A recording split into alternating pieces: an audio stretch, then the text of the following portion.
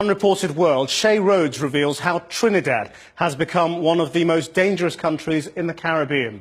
While 500,000 tourists soak up the carnival atmosphere every year, a state of emergency has been declared to tackle the gang violence that sees a murder every 17 hours on average. Shay went to the capital port of Spain in September amid wide-scale arrests and a nighttime curfew.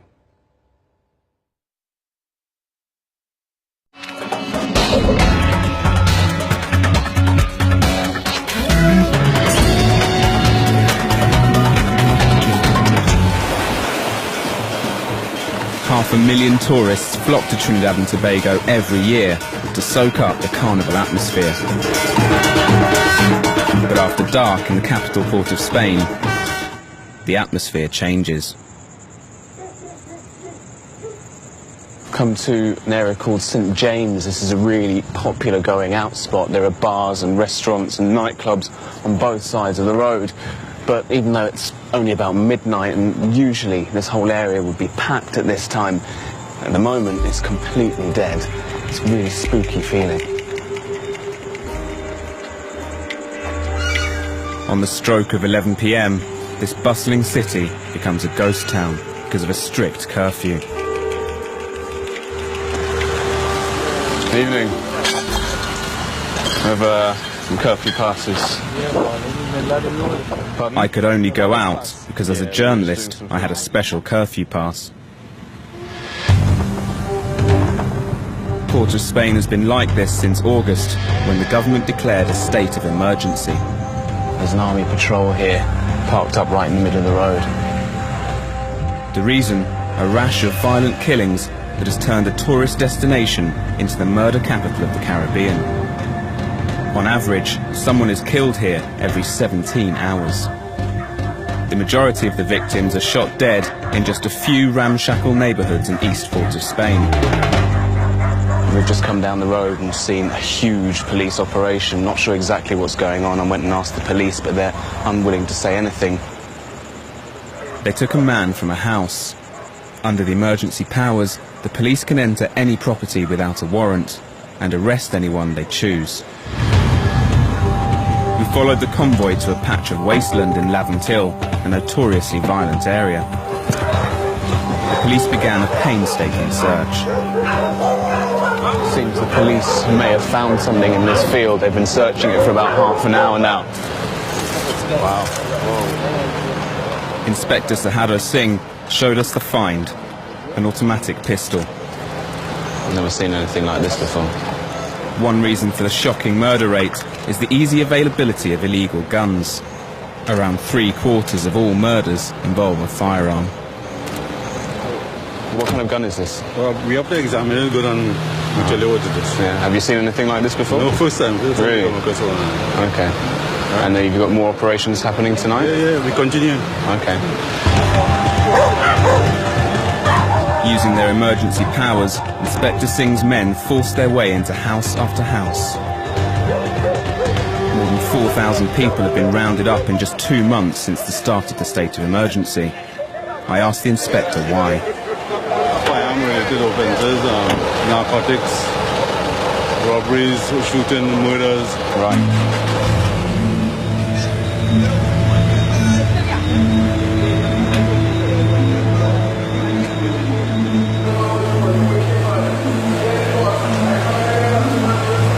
Back at Besson Street Police Station. We've been out with the police for 4 hours now. They've found one gun and arrested these 5 men and brought them back to the station. All of them are wanted on outstanding warrants.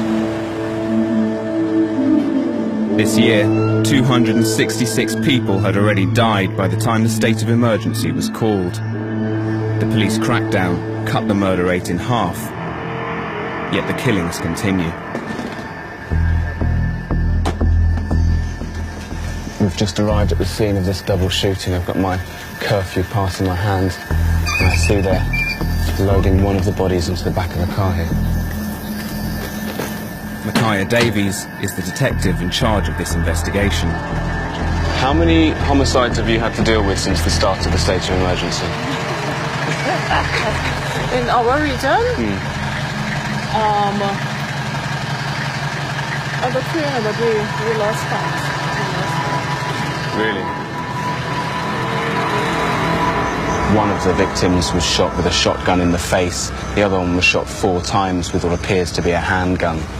And what I can see is that, judging by the relationships between the funeral directors, the forensics and the police, and the local journalists that came to cover it, this is clearly a very common occurrence here in Trinidad. I wanted to find out why this once peaceful island had been so infected with violence.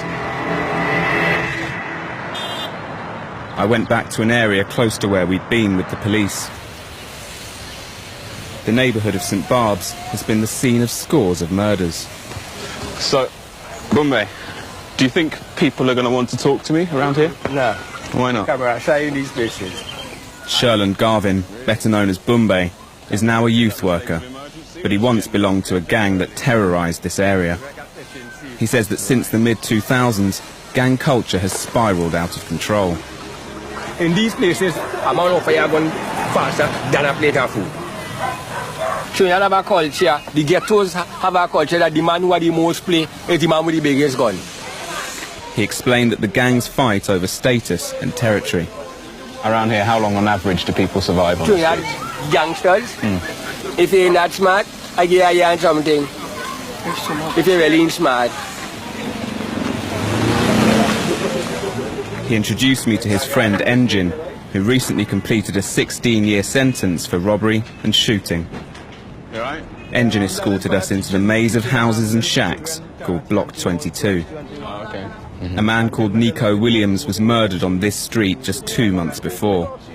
Engin spotted Nico's girlfriend, Patrice. Why do you think your boyfriend was shot? Somebody didn't like him or find he should go. Number of reasons, but it was senseless. Why do you think it's happening? Why is there so much violence? It's for fame, it's for glory, it's for name call, it's to be in that little short space of time, because they would kill today and they would die tomorrow. But between today and tomorrow, the little short space of glory they could get from it, the easiest thing to do is get a gun. Easiest thing to do is get a gun.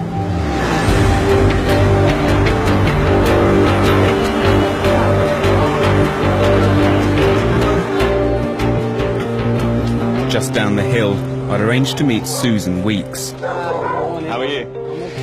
2 of her sons had just been arrested under the emergency laws, suspected of being gang members. Police came, knocked the door.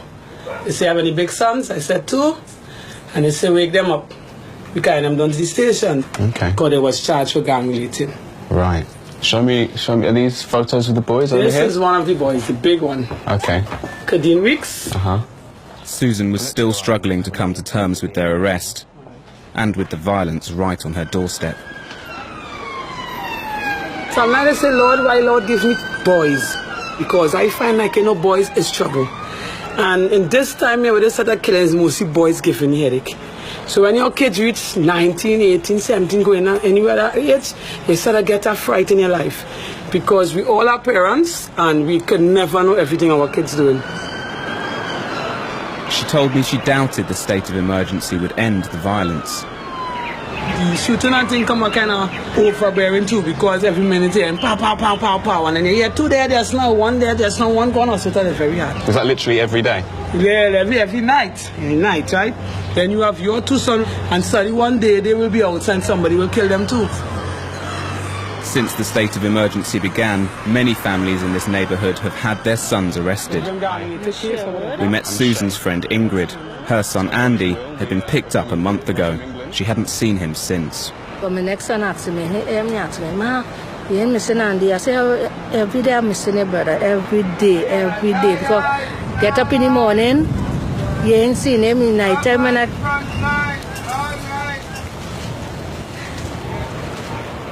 Like Susan, Ingrid was bewildered that guns and gangs had engulfed her once peaceful life.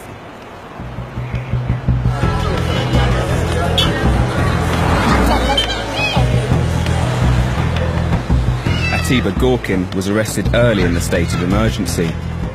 Charged with being a member of the Nelson Street gang, he was released a month later due to a lack of evidence. For him, Port of Spain is divided by invisible battle lines.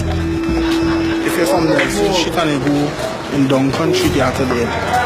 Or if you're living from Nelson Street and you go in and you beat them, you have to there. Why? Because that's how it is. I don't want to know why, but that's how it is. So the best thing for you to do is stay where you're living. You will live, you might live a little longer. No, nobody don't know when it's dead.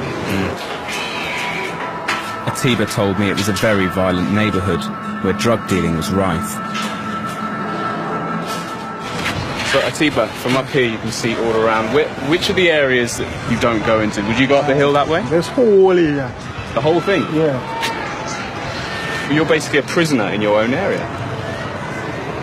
That's how the life is. That if you want to safeguard your life here, yeah. Atiba hurried home. It was getting close to curfew time. Everyone on Nelson Street expected more police raids at any moment. It's now 10:05 and the curfew starts at 11, but already you can start to feel the tension here building. Driving down the Nelson, blue and white. There are lookouts on the corner of every single block, and they've started shouting out whenever the police are coming past, and it's happening regularly. The police have just gone past again. They came past about 5 minutes ago.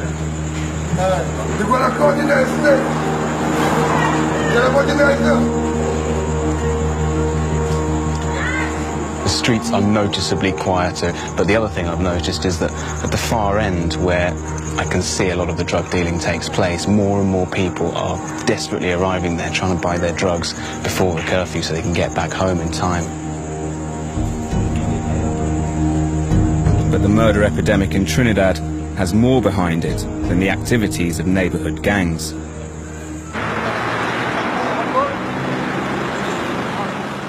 As people hurried home, I spotted Inspector Singh and his men who'd set up a roadblock on one of the main routes out of the city.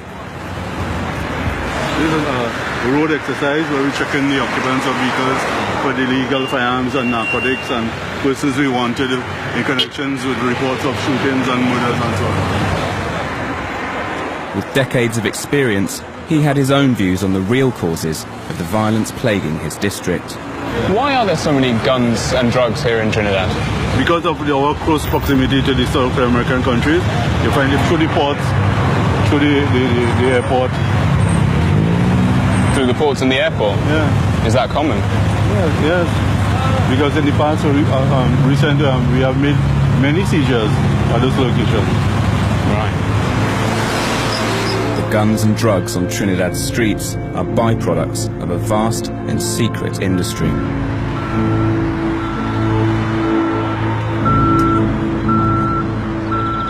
Trinidad has become a major transshipment point for drugs coming out of the Southern American countries into North America and Europe. As a result, the Trinidadian Coast Guard have to patrol the waters around their country in an attempt to stop the drug smugglers. During the state of emergency, they also have a 3-mile exclusion zone, which gives them extra powers to stop and board vessels.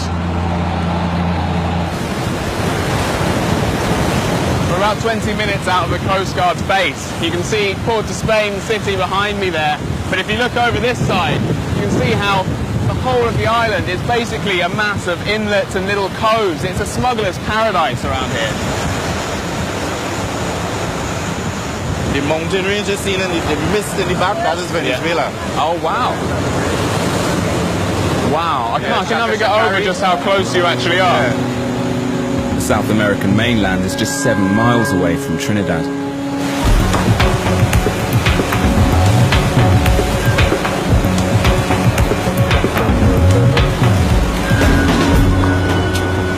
Made contact with a small fishing vessel. It's called a pirogue, and these are exactly the kind of boats that are used to smuggle drugs into the coves and inlets in Trinidad. The interceptor boat's pulling up alongside, and they're going to search it now. There was nothing on this boat, but the government estimate that hundreds of millions of pounds of drugs are smuggled into Trinidad each year. The majority are transshipped to Europe and America. What's left is sold on the domestic market. The smugglers often bring guns to protect their shipments, but once the drugs leave, the guns are sold on the streets. The Coast Guard spokesman, Lieutenant Jean-Baptiste, admitted that most of the drugs get past them. It'll be foolhardy of me to say that, yeah, we stop everything, right? That'll be wrong. That'll be an erroneous statement altogether. right? But I do believe that we're making an impact. Recent seizures suggest that most of the drugs smuggled into Trinidad are shipped out again through official ports of entry. This is Port of Spain, but at another major port, Point Lisas, a funding row has left authorities without a scanner to screen containers. According to UN estimates, in 2004, smugglers paid nearly £80 million a year in bribes to Trinidadian officials. I've been repeatedly told that some people in authority were paid to protect major drug traffickers, but most people were too afraid to say so on camera. The majority of the police force are very good officers and do their job, but there is a minority within the police that is corrupt. The problem with the police... I went to a criminology class at the University of West Indies, where many of the students work in law enforcement. This woman, who asked not to be named, has been interviewing police officers for a study. Police officers complain that they are not well paid. So it is my opinion, and I do work alongside police officers and law enforcement agencies, that if you are protecting someone in the high society, you will get money for it. So it's like a supplement to your income. So that is why a lot of police officers are corrupt, because they do protect the big fish. I'd heard that opinion before, but I was shocked by what I was about to hear from one of her fellow students. I am a policeman for the past 32 years. And with the appearance of drugs on the scene, that changed the play. And some prefer to turn a blind eye. And not all police were comfortable with turning a blind eye, I would say, when it comes down to that. Because if they spoke out, they were eliminated. Policemen were eliminated. Policemen were transferred. They were set up. All kinds of things started to happen from the top. So police were afraid to speak out. And they just continued just reporting for duty. Despite the size of the drug transshipment industry that uses Trinidad, few major traffickers have ever been arrested. And the state of emergency does nothing to dismantle this industry, which fuels the murder epidemic with guns and drugs.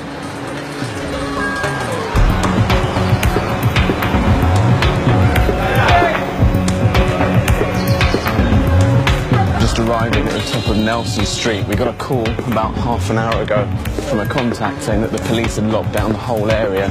They were searching houses and arresting people. So we'll find out what's going on. Straight up? Yeah. Thank you. By the tree, by the tree. Okay.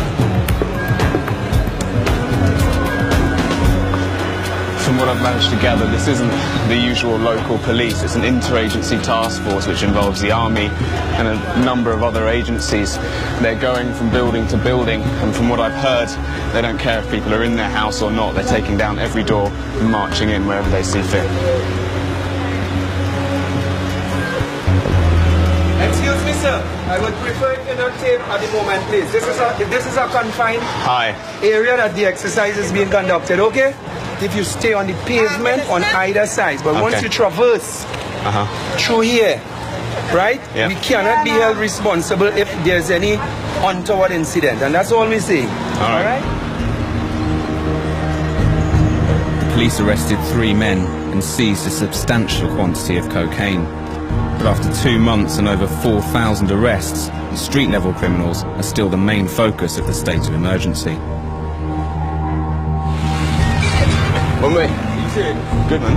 How are you? I went back up the hill to see Bombay and St. Barb's. Let's walk. He told me that until the government tackled the powerful figures behind the drug trade, nothing would change. Where are all the drugs and guns coming from? The government would have you believe that it's the boys on the street themselves bringing it in. The little black boy now is just the pawn, but the pawn is the one that always pay the price, because the big fish that hide himself, he have money, he mingling in the society. So let me say you're bringing in 10 containers of marijuana. That can't clear itself. It cannot clear itself. Somebody on the top of the pass down the order to leave them containers alone. During this state of emergency, there's a lot of focus on the boys on the streets. Do you think it's going to stop the violence in the long run? The boys on the streets could be replaced by other boys on the streets, so it's going to stop.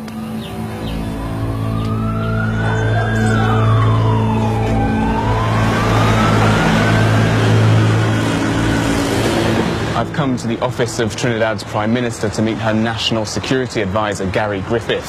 He is one of the architects of the state of emergency and one of its most outspoken supporters.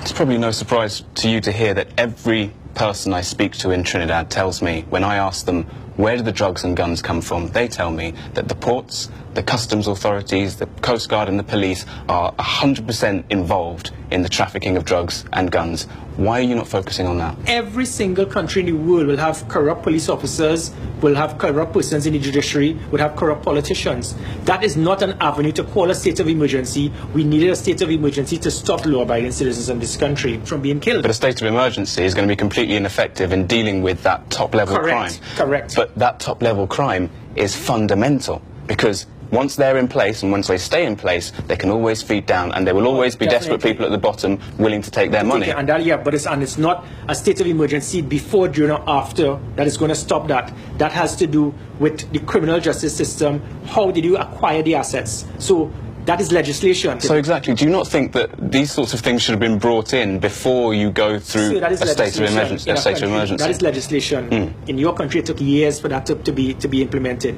You can't wait years to implement legislation to stop innocent persons from being killed on the streets. On the street outside Port of Spain Magistrates Court, I met up with Susan and Ingrid, the mothers I'd met earlier. Their sons were due in court. Susan, what do you think is going to happen today? We are hoping that they come out today. Are you nervous? I'm a little nervous, yes. I didn't eat this morning. I didn't want to drink anything because I'm nervous. I want to see my children back home again, so yes, I'm a little nervous.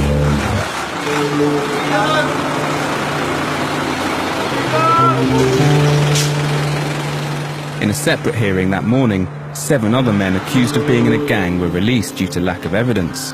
So Susan and Ingrid had good reason to be hopeful.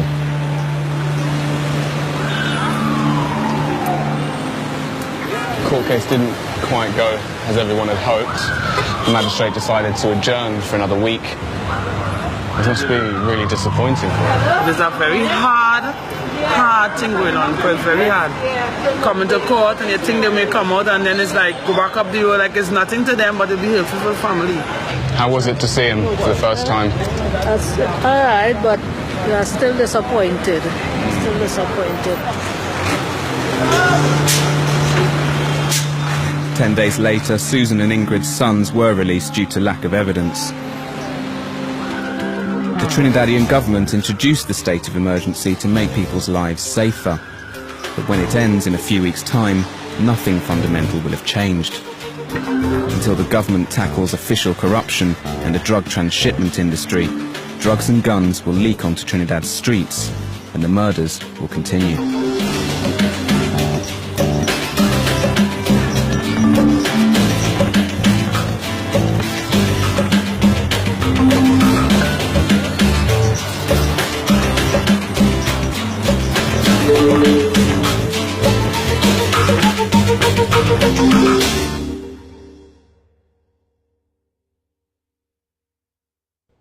At the start of November, Trinidad stopped the curfew, but the state of emergency is still in force. Next week, Jenny Kleeman reports from the Mosquito Coast in Honduras, where indigenous people risk their lives diving for lobster 150 feet down for restaurant tables in Europe and North America. Goodbye.